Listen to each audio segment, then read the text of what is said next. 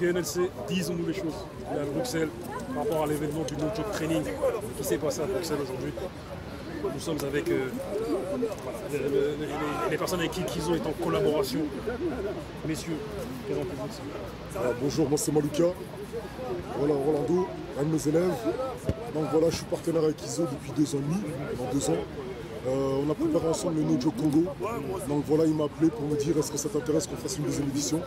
J'ai dit ouais, pourquoi pas. Donc voilà, aujourd'hui ça s'est super bien passé. Et quelle ambiance de dingue, quelle ambiance de dingue. Donc voilà. Dites-nous un petit peu voilà, votre impression en tant qu'homme du Congo qui vit en Belgique aujourd'hui, quand on sait que voilà, le Congo a été livré à M. Léopold II à une certaine époque, que le Congo est le pays le plus riche du monde en réalité.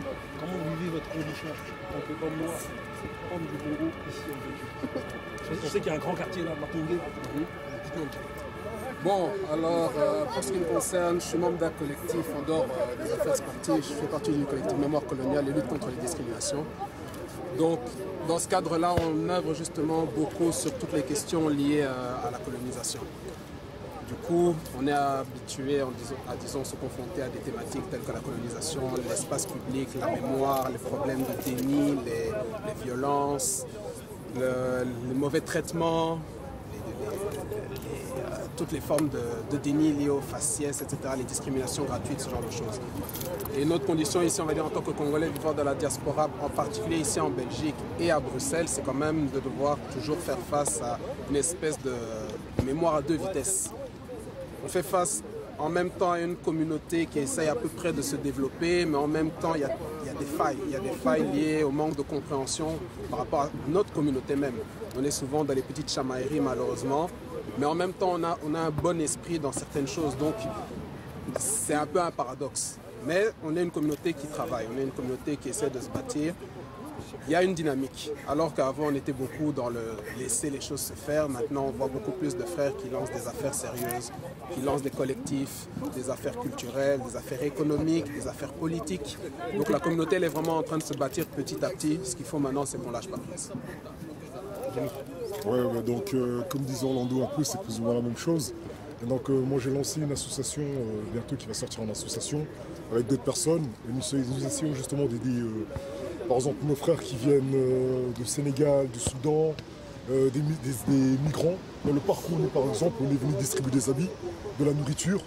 Et donc voilà, on essaie un peu de faire le maximum par rapport à moi, la diaspora congolaise. C'est que voilà, j'essaie surtout d'entraîner des jeunes. Je vais souvent au bled, je participe avec d'autres collectifs là-bas au bled à l'entraide et avoir une plateforme d'entraide entre les jeunes d'ici et les jeunes au Congo, à Kinshasa surtout. Je parraine 2 clubs dans mon pays natal et dans mon village natal, en Manzango, au Bas-Congo. Donc voilà quoi. Donc on essaie vraiment de toujours avoir un lien très important en se disant que malgré tout qu'on est belge. Moi je suis né au Congo mais sur les papiers je suis belge. Mais voilà, on essaie toujours d'avoir un lien entre notre pays, les nôtres et ceux qui sont ici, de les faire comprendre qu'on ne peut pas se dissocier.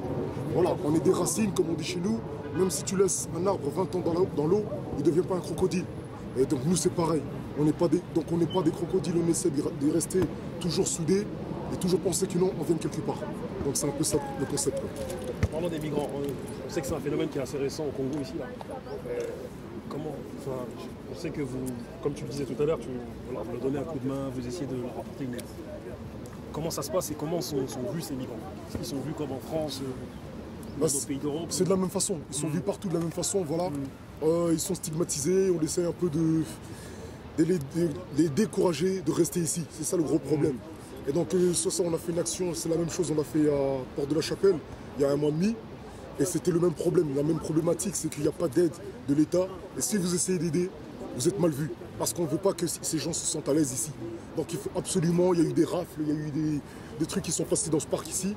Et donc comme vous pouvez le voir, il y a très peu de migrants. Ils essaient un peu de revenir quand il pleut, quand il y a le soleil. Mais voilà, c'est un peu difficile. Et partout, c'est la même solution. On a vu tes vidéos sur Facebook où tu montrais un peu le parc et tu montrais un peu les conditions, un peu comment les gens vivent ici. Ouais.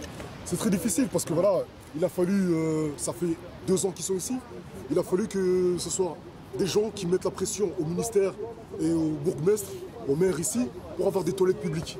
C'est pas normal. La moindre des choses, c'est de faire que les gens aient au moins un minimum pour se laver et pour au moins faire leurs besoins.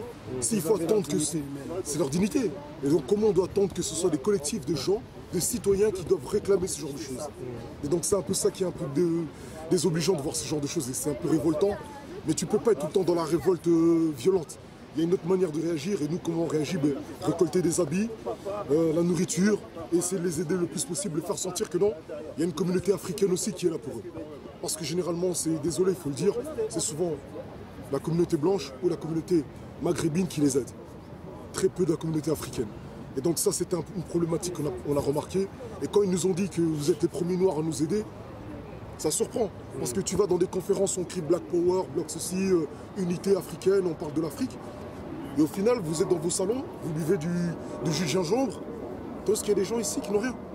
Donc, il y a deux poids, deux mesures. Soit tu es réellement pour l'Afrique, mais l'Afrique, c'est aussi. Donc, il ne faut pas seulement attendre d'aller au bled, donner des habits. Ouais, j'ai donné dans des orphelinats. Et donc, ça, c'était dérangeant pour nous. Donc, c'est un peu ça le problème. Pour finir, quel message vous avez à transmettre un petit peu au monde entier par rapport à ce qui s'est passé aujourd'hui et par rapport à vous-même? Je t'en prie. Oula! En toute franchise, on dit souvent qu'il faut avoir un esprit sain dans un corps sain.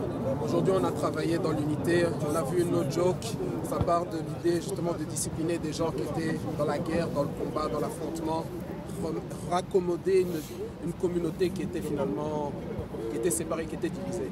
Si j'ai un message à donner, c'est d'être unis. Quand on dit l'unité de l'Afrique, ça commence dans les petites choses, ça commence dans les petits quartiers, ça commence dans les maisons, ça commence avec ses voisins, ça commence avec ses collègues. On n'a pas le temps de faire la guerre. Quand on se fait la guerre entre nous, on fait la guerre pour les autres. Maintenant, il est temps qu'on mène notre combat. Et notre combat, c'est dans l'unité.